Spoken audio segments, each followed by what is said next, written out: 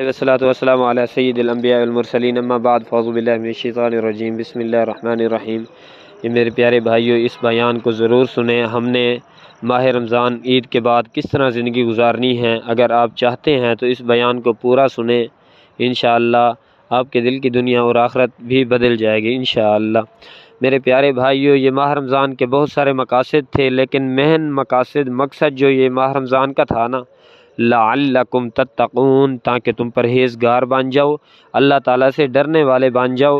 جس طرح ہم ماہ رمضان میں روزہ رکھ کر گناہ کرنے سے ڈرتے ہیں کہ گناہ نہیں کرنا چاہیے، اللہ تعالیٰ ہمیں دیکھ رہا ہے، ہم نے روزہ رکھا ہوا ہے، یہ ہم نہیں گناہ کریں گے۔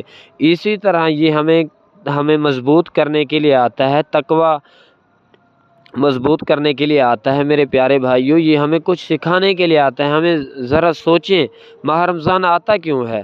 ماہ رمضان اسی لیے آتا ہے، ہمیں کچھ سکھانے کے لیے آتا ہے، جس طرح عادت بنانے کے لیے آتا ہے کہ آپ نے روزے میں آپ جس طرح گناہ نہیں کرتے، تو اسی طرح 11 مہینے میں بھی آپ نے گناہ نہیں کرنے۔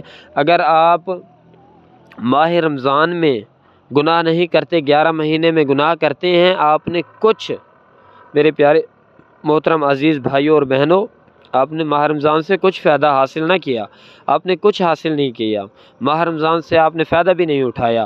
میرے پیارے بھائیوں، ماہ رمضان کا یہی مقصد ہے، ماہ رمضان کا اس کے علاوہ کوئی مقصد نہیں ہے، کوئی مقاصد نہیں ہے اس کے علاوہ کہ روزہ رکھ کر جس طرح ہم گناہ نہیں کرتے، اسی طرح اس کے 11 مہینے میں ہمیں گناہ نہیں کرنا چاہیے۔ یہ پریکٹس کے لیے آتا ہے۔ نبی کریم صلی اللہ علیہ وسلم نے کس کے لیے بد دعا کی تھی؟ اے اللہ کے جبریل امین نے دعا کی تھی، نبی کریم صلی اللہ علیہ وسلم نے آمین کہا تھا۔ اے اللہ، جو ماہ رمضان پائے اپنی زندگی میں اس کی قدر نہ کرے، اس کی فضیلت نہ جانے اور اپنے زندگی کے پہلے گناہ نہ بخشوائے، اللہ تعالیٰ اس کو برباد کر دے، وہ ہلاک ہو گیا۔ سامعین کرام، ہم نے اگر ماہ رمضان کی قدر نہیں کی، آخری رات ہے، اللہ تعالیٰ کے سامنے رو دیں۔ آج ہمارا آخری روزہ جنہوں نے رکھا ہے، آپ میں سے آپ کو مبارک دیتا ہوں۔ اللہ تعالیٰ آپ کے ماہ رمضان کے جتنی آپ نے عبادت کی ہے ٹوٹی پھوٹی، تو اللہ تعالیٰ ہم کی عبادت قبول و منظور فرمائے، آمین۔ اس کے بعد آپ کو چاہیے کہ ماہ رمضان کے بعد 11 مہینے میں جس قرآن کو الماریوں کی زینت نہ بنانا۔ میرے پیارے بھائیوں، آج ماہ رمضان کا آخری دن ہے، اس کے جانے کے بعد آپ نے قرآن کو الماریوں کی زینت نہیں بنانا، مسجدوں کو ویران نہیں کرنا۔ مسجدیں اللہ کا گھر ہے، مسجدوں کا اگر ویران کر دیا تو آپ نے ماہ رمضان سے کچھ فائدہ نہ کیا۔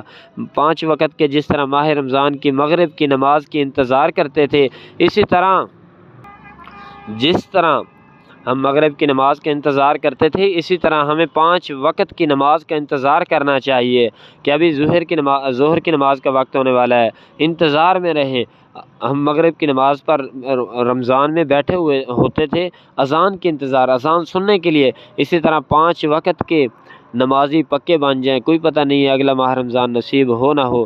میرے پیارے بھائی، کل ایک میرے دوست کی عید نصیب نہیں ہوئی، وہ چلا گیا اس دنیا سے۔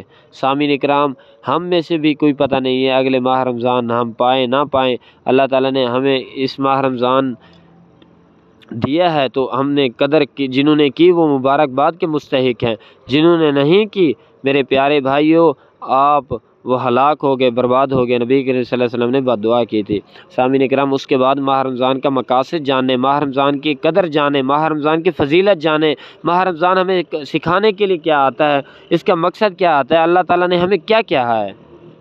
ماہ رمضان کا مین مقصد ہے لعلکم تتقون، ان اکرمکم عند اللہ اتقاکم۔ اللہ تعالیٰ نے قوموں کی عزت کرتا ہے نا، برادری کی عزت کرتا ہے۔ یا ایھا الناس انا خلقناکم من ذکر و انثی وجعلناکم شعوبا وقبائل لتعارفوا۔ یا ایھا الناس، اے لوگو، انا خلقناکم، بے شک میں نے پیدا کیا، من ذکر و انثی، ایک مرد اور ایک عورت سے، وجعلناکم، اور بنایا، شعوبا وقبائل لتعارفوا، قوم تعارف کے لیے۔ اس لیے قوم نہیں بنائی کہ یہ برادری اونچی ہے، یہ نیچی ہے، یہ زیادہ عزت والی ہے، یہ زیادہ غربت والی ہے، اس لیے اللہ تعالیٰ نے قومیں نہیں بنائی۔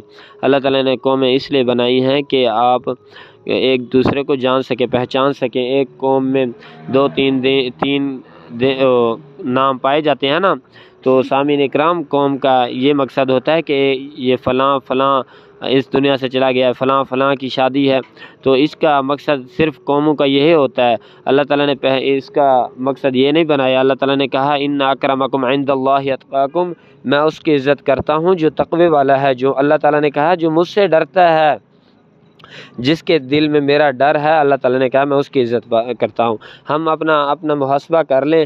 تقوی میرے پیارے بھائیو داڑھی رکھ لینے سے نظر نہیں آتا، کیپ ٹوپی پہننے سے نظر نہیں آتا، سامعین اکرام تو تسبیح اٹھانے سے تقوی نظر نہیں آتا۔ تقوی جو ہوتا ہے نا، التقوی ہا ہنا، نبی کریم صلی اللہ علیہ وسلم نے 3 بار اشارہ کر کے کہا، التقوی ہا ہنا، التقوی ہا ہنا، التقوی ہا ہنا، تقوی یہاں ہوتا ہے، تقوی یہاں ہوتا ہے، تقوی یہاں ہوتا ہے۔ دل پر 3 بار نشانہ کر کے نبی کریم صلی اللہ علیہ وسلم نے ایک بار وصیت کر رہے تھے صحابہ اکرام کو، تو صحابہ اکرام نے کہا اے اللہ کے رسول ہمیں کوئی وصیت ہی کر دیں، ہمیں لگتا ہے آپ اس دنیا سے جانے والے ہیں۔ تو نبی کریم صلی اللہ علیہ وسلم کی آخری نصیحت جو تھی نا، وہ تھی اوصیکم بتقوی اللہ، اوصیکم بتقوی اللہ۔ سامعین اکرام، اللہ کے رسول محمد رسول اللہ صلی اللہ علیہ وسلم نے فرمایا میں آپ کو اللہ تعالیٰ سے ڈرنے کی وصیت کرتا ہوں، اللہ تعالیٰ سے ڈرتے رہیے ہر وقت۔ کوئی گناہ کرے نا، دیکھ لیں اللہ ہمیں تو دیکھ رہا ہے نا، زمین تو اللہ تعالیٰ کی ہے، آسمان اللہ تعالیٰ کا ہے، مکان سب کچھ اللہ تعالیٰ کا ہے، میں کہاں گناہ کر رہا ہوں؟ جب اس طرح آپ سوچیں گے تو گناہ کرنے سے آپ کو ڈر لگے گا۔ سامعین کرام، اللہ تعالیٰ تو دیکھ رہا ہے، اللہ تعالیٰ نے آپ کو آنکھیں دی، زبان دی، سب کچھ دیا، اتنا نعمتیں دینے کے باوجود آپ نے اللہ تعالیٰ کو ناراض کرنا ہے، اللہ تعالیٰ کی نافرمانی کرنی ہے۔ اللہ تعالیٰ نے آپ کو اتنی نعمتیں اس لیے دی ہیں میرے پیارے بھائی، ہرگز نے اس طرح نہیں کرنا۔ ماہ رمضان کے بعد آپ نے انسانوں کی طرح، مسلمانوں کی طرح، السجن المؤمن، مومن کے لیے یہ دنیا قید خانہ ہے، تو اسی طرح آپ نے عبادت کرنی ہے، اللہ تعالیٰ کے ذکر و اذکار کرنے ہیں ماہ رمضان میں جس طرح کرنے تھے۔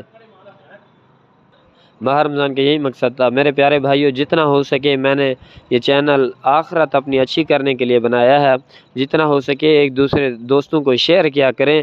ابھی ہمارے پاس سپیکر نہیں ہے، تو انشاءاللہ آہستہ آہستہ اچھی سے اچھی ویڈیو آئیں گی آپ تک، تو انشاءاللہ اس چینل کے ساتھ رہیے۔